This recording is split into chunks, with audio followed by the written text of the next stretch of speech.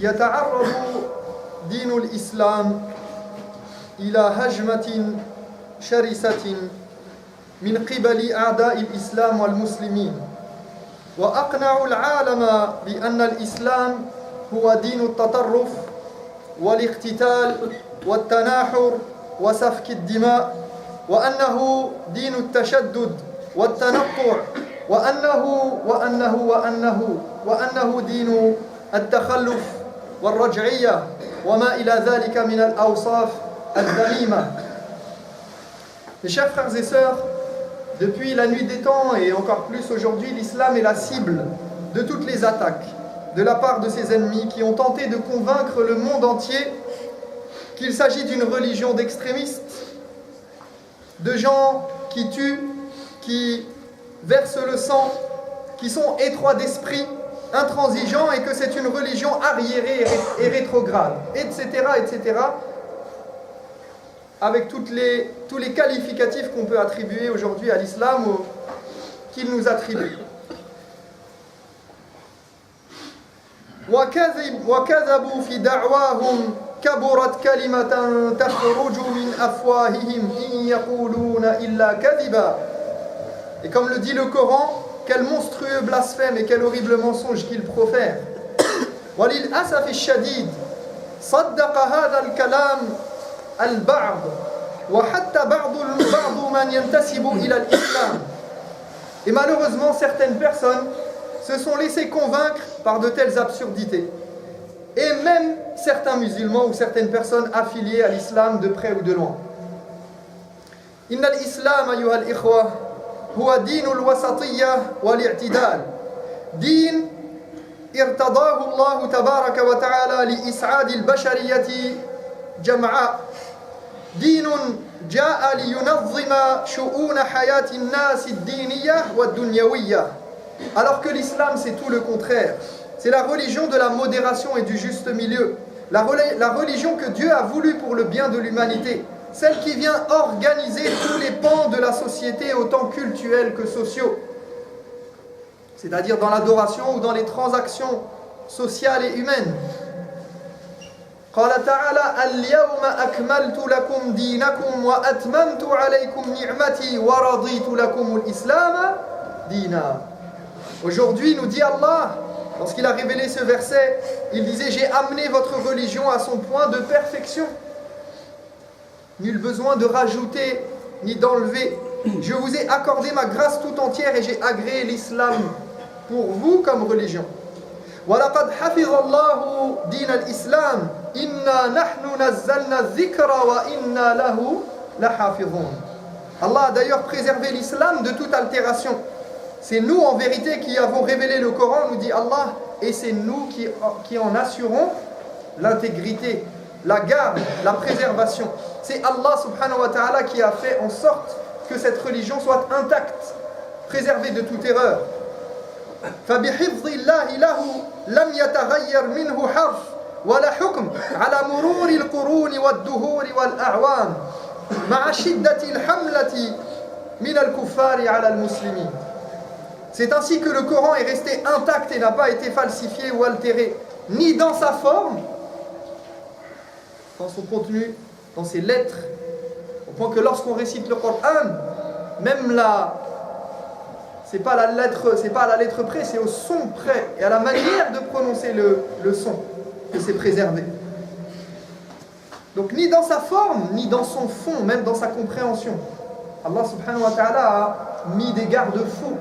Il a mis des ulama, il a mis des gens qui sacrifient leur nuit et leur journée et leur vie au service de l'islam, au service de la préservation de cette religion. Et ceci malgré les siècles et malgré les nombreuses tentatives de la part de ses détracteurs. أيها الإخوة، موضوعنا اليوم ما هي الأدلة على صحة هذا الدين؟ ما هي الأدلة على أن هذا الدين هو دين الحق من عند الله تبارك وتعالى؟ إن الأدلة على صحة دين الإسلام وصدق نبوة النبي محمد صلى الله عليه وسلم كثيرة لا تكاد تنحصر وهذه الأدلة كافية لإقناع كل منصف عاقل باحث عن الحق بتجرد وإخلاص ويمكن إجمال بعض من هذه البراهين فيما يلي. Donc ici, on va s'intéresser aux preuves. Quelles sont les preuves que l'islam est une vérité? Quelles sont les preuves, ou du moins certaines preuves, que l'islam est la religion voulue par Dieu et que c'est la religion authentique? Les preuves que l'islam est la vraie religion de Dieu et que la prophétie de Muhammad sallallahu alayhi wa sallam est véridique sont nombreuses et variées et suffisantes à toute personne sincère et objective qui recherche la vérité. Et en voici quelques-unes, on va citer quelques-unes de ces preuves de manière très succincte. Et je vous laisserai le soin d'aller en chercher d'autres et de réfléchir et d'en trouver d'autres. Et peut-être que vous en avez déjà plusieurs. أولاً دلالة الفطرة فإن دعوة الإسلام هي الموافقة للفطرة السوية. Premièrement, l'islam est la seule religion qui correspond parfaitement à la nature humaine et à ce qu'on retrouve de manière innée en nous. Et c'est d'ailleurs la raison pour laquelle beaucoup de gens, si ce n'est 100% des convertis, de ceux qui rentrent dans l'islam ou reviennent même à l'islam, c'est la raison majeure pour laquelle ils reviennent à l'islam. Parce qu'ils retrouvent dans l'islam ce qui se passe en eux. Ils retrouvent dans le discours de l'islam, dans le message de l'islam, quelque chose qui correspond à leur nature humaine. Donc l'islam, il correspond parfaitement à ce qu'il y a en l'être humain. وإلى ذلك أشار قول الله تعالى فأقم وجهك للدين حنيفا فطرة الله التي فطر الناس عليها لا تبديل لخلق الله ذلك الدين القيم ولكن أكثر الناس لا يعلمون. Allah fait d'ailleurs allusion à cela lorsqu'il dit dans Sourate Ar-Rum, il dit consacre-toi à la religion en monothéiste sincère. C'est Dieu qui a voulu que cette croyance fût inhérente à la nature de l'homme. Et l'ordre établi par Dieu ne saurait être modifié. Telle est la religion de rectitude, mais la plupart des hommes n'en savent rien. وقد قال النبي صلى الله عليه وسلم في هذا الحديث المشهور ما من مولود إلا ويولد على الفطرة فأبواه يهودانه أو ينصرانه أو يمجسانه كما تنتج البهيمة بهيمة جمعاء هل يحسون فيها من جدعاء. Frères, essayez de vous rapprocher au maximum pour laisser la place à ceux qui arrivent là. Le prophète sallallahu alayhi wa sallam a dit dans ce hadith qui est très connu, tous les hommes naissent avec une saine nature. Ce sont ensuite ses parents qui font de lui un juif, un chrétien ou encore un mage, un adorateur du feu, un zoroastrien, adepte de la religion du masdéisme. Comme lorsqu'une femelle, et il donne un exemple ici, il dit comme lorsqu'une femelle met bas d'un petit qui est sain, bien portant, y trouvez-vous une mutilation quelconque, notamment des oreilles? Ce sont ceux qui s'occupent de ceux qui sont dans l'entourage de ce poulain, de cette bête qui vient de naître, qui vont la mutiler. Et c'est la même chose pour la fitra, pour la saine nature de l'être humain. L'être humain, il naît avec at-tawhid, avec le monothéisme, avec la volonté de retourner vers son Seigneur, mais c'est son environnement, ce sont ses professeurs, ses enseignants, ses enseignements, l'éducation qui lui est inculquée qui va le faire dévier et s'éloigner de sa saine nature. Et c'est pour ça que quelqu'un, lorsqu'il écoute l'islam, il ressent que c'est proche de lui. والإسلام يوازن بين متطلبات الروح وحاجات البدن وهذا يوافق al-insan kadhalik. Aussi, l'islam est un équilibre entre les aspirations spirituelles de l'être humain, de l'homme, les questionnements métaphysiques, les questionnements spirituels, intellectuels qu'il a sur ce monde, et les besoins naturels de son corps. Donc, l'islam, il répond à tous ces besoins, aux besoins physiques et aux besoins intellectuels et aux besoins spirituels. Et il n'y a rien qui, dans l'islam, est contre nature et qui s'oppose à la nature de l'homme. ومن الأدلة على أن الإسلام هو الدين الحق صفاء العقيدة ووضوحها وسهولتها. Deuxièmement, la clarté de la croyance et sa simplicité. Le discours sur Dieu, le discours sur la foi, sur les piliers de la foi. فالله سبحانه وتعالى وحده هو المتصرف في الكون لا شريك له في الخلق والرزق والملك ولا يدبر معه الأمر أحد ولا يستحق أحد من دونها أن يعبد كما أنه موصوف بكل كمال ومنزه عن كل نقص. En effet, qu'est-ce qu'on apprend dans notre religion? Qu'est-ce qu'on dit? Quel est le discours sur Dieu? On a un discours qui est clair. On sait qui est notre Seigneur. On sait qui est Allah. Demande à n'importe quel musulman qui connaît un petit peu sa religion, il saura te dire qui est Allah, ce qu'est Allah. Allah est le seul à détenir le pouvoir dans cet univers, seul capable d'agir comme il le souhaite, le seul créateur, seigneur, pourvoyeur, administrateur, celui qui donne la vie et la mort, sans aucun associé. Et à cet égard, il mérite d'être adoré en toute exclusivité. Et il est décrit par les attributs de perfection et de grandeur, dépourvu de tout défaut ou de toute faiblesse. قُلْ هُوَ اللَّهُ أَحَدٌ اللَّهُ الصَّمَدُ لَمْ يَلِدْ وَلَمْ يُولَدْ وَلَمْ يَكُنْ لَهُ كُفُوًا أَحَدٌ. Une sourate qui fait le tiers du Coran, qui équivaut au tiers du Coran, comme l'a dit le prophète alayhi salatu wassalam, malgré sa petite taille. Quelques versets, quelques lignes, des tout petits versets, mais qui viennent mettre en évidence la croyance du monothéisme, la pureté du dogme. Surat al-Ikhlas, une sourate que tout le monde connaît, que tout le monde, le plus petit d'entre nous connaît. Dit, c'est lui, Dieu l'unique, Dieu le suprême refuge, qui n'a jamais engendré, qui n'a pas été engendré, et que nul n'est en mesure d'égaler. Voilà qui est Dieu. C'est très simple, mais en même temps c'est très puissant, et logique, et très fort. فدعوة النبي الكريم محمد صلى الله عليه وسلم دعوة تهدم الشرك بكل أشكاله وتخلص الثقلين من كل ما عبد بالباطل فلا عبادة للأحجار والأشجار والكواكب والقبور ولا للمال والشهوات والأهواء والسلاطين وطواغيت الأرض. Le message prophétique a pour but d'enlever toute forme de polythéisme, d'éloigner les hommes de tout ce qu'ils peuvent adorer à tort, comme les pierres, les astres, les tombeaux, l'argent, le pouvoir, les passions, les idéaux, les grands de ce monde.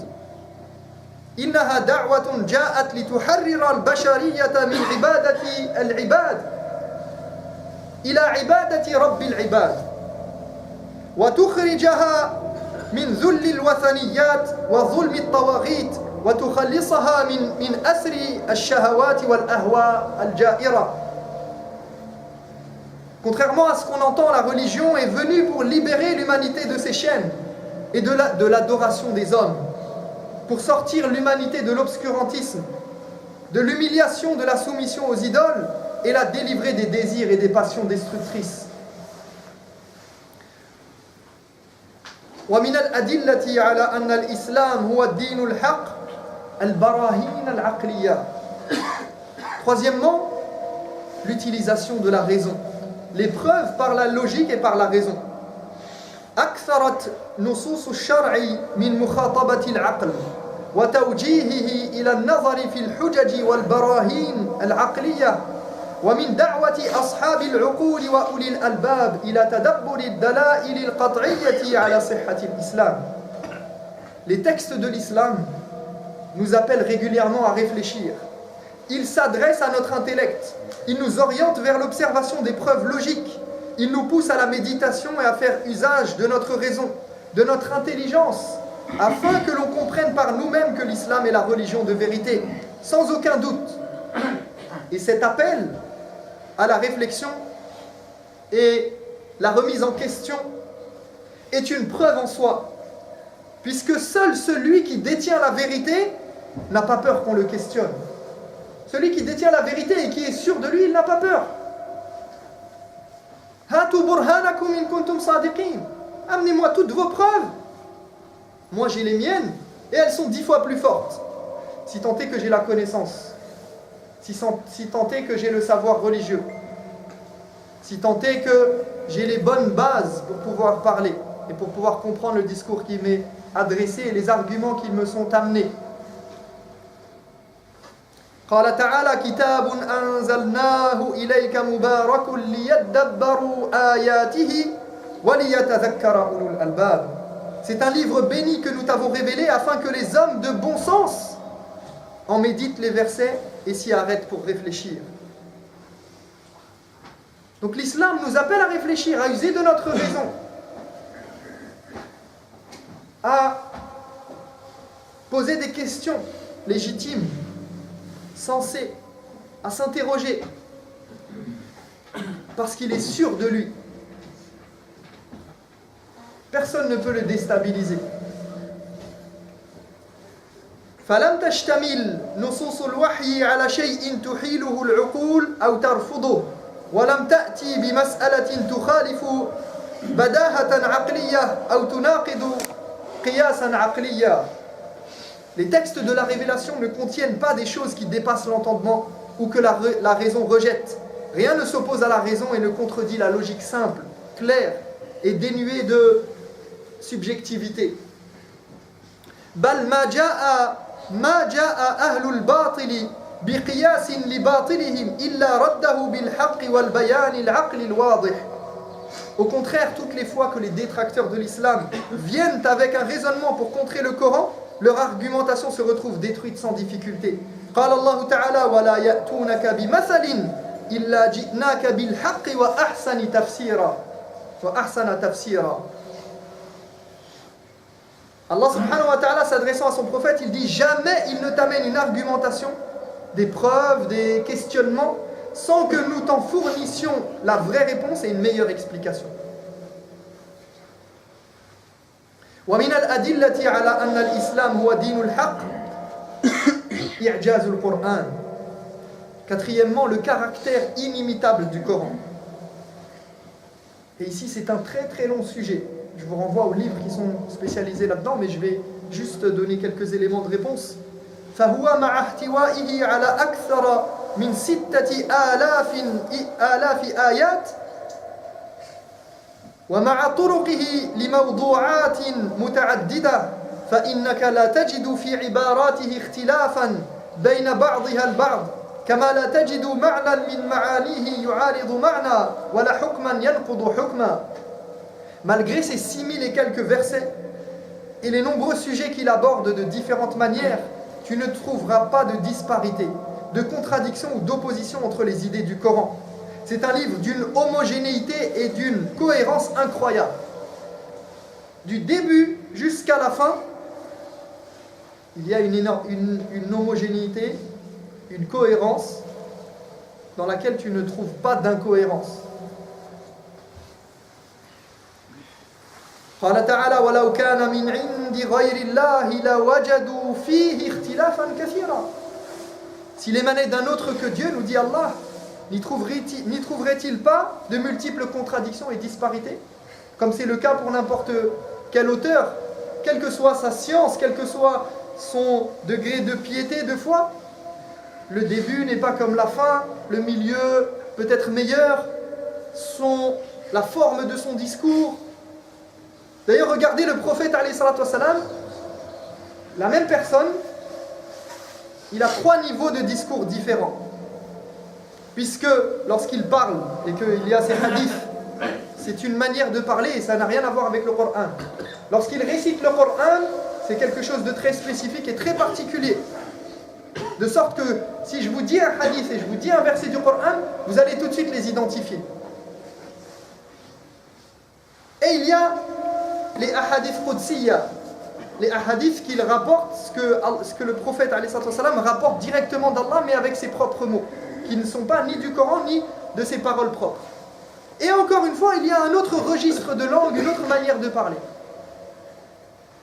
Quel locuteur est capable d'autant d'éloquence, de parler de 3 manières différentes,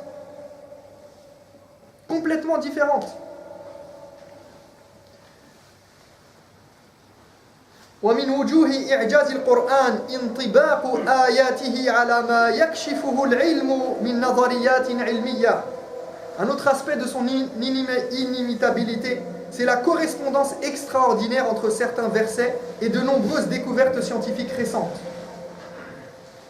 قال تعالى سنريهم آياتنا في الآفاق وفي أنفسهم حتى يتبين لهم أنه الحق يعني أن القرآن حق. Allah nous dit, nous continuerons à leur montrer nos signes, aussi bien dans l'univers qu'en eux-mêmes, jusqu'à ce qu'ils reconnaissent que ce Coran est bien la vérité. ومن أوضح ما أثبته القرآن من أن الجنين يخلق في أطوار نطفة ثم علقة ثم مضغة ولم يقرر ذلك العلم التجريبي الحديث إلا في عصرنا الحديث مع أن القرآن قرره قبل أكثر من 14 قرنا. Un des exemples les plus probants, ce sont les étapes du développement de l'embryon dans l'utérus, qui n'ont été découvertes que très récemment dans l'histoire de l'humanité et qui sont mentionnées dans le Coran depuis 14 siècles. Et bien évidemment, le Coran, il n'a pas vocation à nous enseigner les choses de cet univers du point de vue scientifique. On ne fait pas du Coran un livre scientifique, non. Mais c'est simplement des preuves pour ceux qui réfléchissent. Comment le prophète nous parle de ça il y a 1400 ans alors qu'on vient de découvrir avec les nouveaux appareils. Bon, maintenant il y a une trentaine, quarantaine, cinquantaine d'années, mais c'est très court, très récent dans l'histoire de l'humanité. ومن أوجه إعجاز القرآن كذلك إخبار القرآن بوقائع لا يعلمها إلا علام الغيوب. Par ailleurs, le Coran révèle des choses que seul celui qui détient les clés de l'invisible pouvait connaître, notamment des événements qui devaient se produire bien après la révélation du Coran.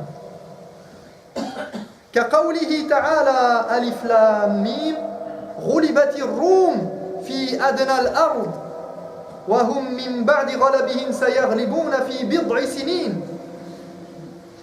Allah nous dit Alif Lam Mim, les Byzantins ont été vaincus dans la contrée voisine et après leur défaite, ils seront les vainqueurs dans quelques années. Il parle d'un événement qui s'est produit bien après. وَقَوْلُهُ لَتَدْخُلُنَّ الْمَسْجِدَ الْحَرَامَ إِنْ شَاءَ اللَّهُ آمِنِينَ. Ou encore lorsqu'il dit vous entrerez en toute sécurité par la volonté de Dieu dans la mosquée sacrée alors qu'ils venaient d'être chassés de la mosquée sacrée. Il leur annonce Fathu Mecca, la conquête de la Mecque, alors qu'ils viennent de quitter la Mecque.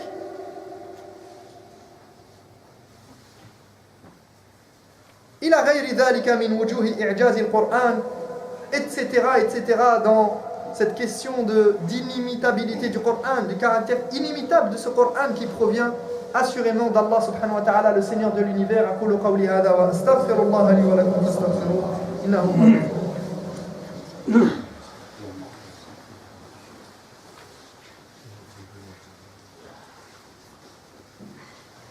الحمد لله وكفى وسلام على عباده الذين اصطفى لا سيما عبده المصطفى وآله المستكملين شرفا. الموضوع حساس وطويل ولا أريد أن أطيل عليكم لكن بقيت نقطتان إن شاء الله. وكذلك عدم استطاعة البشر بأن يأتوا بمثل القرآن. Cinquièmement, l'incapacité de l'humanité tout entière depuis l'apparition du Coran à fournir un livre ni même une seule sourate équivalente. Personne jusqu'à présent n'a été capable de venir et nous dire voilà, on a un Coran, on a même une sourate qui est équivalente. Et bien sûr, pas équivalente, quelqu'un qui a écrit en français vite fait quelque chose qui semble, selon lui, selon ses codes, ressemblerait, et ça serait qu'une pâle copie de ce qu'il y a dans le Coran et même de la traduction du Coran.